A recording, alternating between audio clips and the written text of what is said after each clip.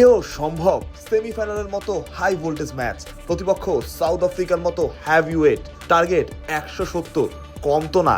সেই টার্গেট একটা দল পেরিয়ে গেল 13 ওভারের আগে 12.5 ওভারে 9 উইকেট হাতে রেখে। দলটার নাম নিউজিল্যান্ড। হ্যাঁ, সেমিফাইনালে তাদের এমন অবিশ্বাস্য পারফরমেন্স ভাবা যায়।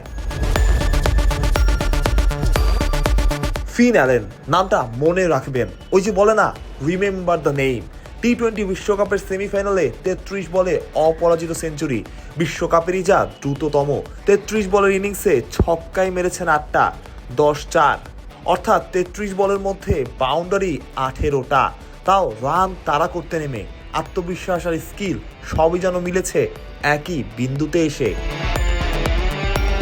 আরেক ওপেনার টিম শেফার্টও শুরু করেছিলেন দুর্দান্ত। 33 বলে খেলেছেন 58 রানের ইনিংস।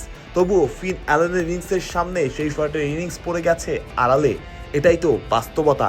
আরেক ব্যাটার নেমেছিলেন, তবে ইনিংস বড় করার সময় পাননি। 11 বলে 13 রান করে নট আউট ছিলেন রচিন রবীন্দ্র। টসে জিতে ইডেনে প্রথমে বোলিংয়ের সিদ্ধান্ত নেয় নিউজিল্যান্ড।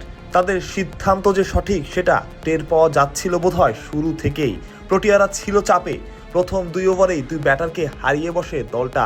সেই চাপ সময়ের সাথে আরও বাড়তে থাকে। শেষ দিকে মার্কো ইয়ানসেন অবশ্য লড়াই করেছেন, তাতেই টার্গেট 170-এর ঘরে 30 বলে অপরাজিত 55 রানের ইনিংস। যদিও ইডেনের বিবেচনায় টার্গেট খুব একটা বড় হয়নি, তার প্রমাণই যেন দিয়েছে কিউইরা। আগের বিশ্বকাপের ফাইনালিস্ট বাদ পড়ল এবার সেমি থেকে। কিউইরা ফাইনালে টুর্নামেন্টের শুরু থেকেই তারা ছিল দুর্দান্ত, মাঝে অবশ্য হয়েছে ছন্দপতনও।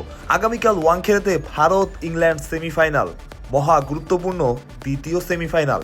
কিউইদের প্রতিপক্ষ হওয়ার দৌড়ে কে এগিয়ে, ভারত না ইংল্যান্ড? মাহফুজ প্রত্যয়, বিডি ক্রিক টাইম।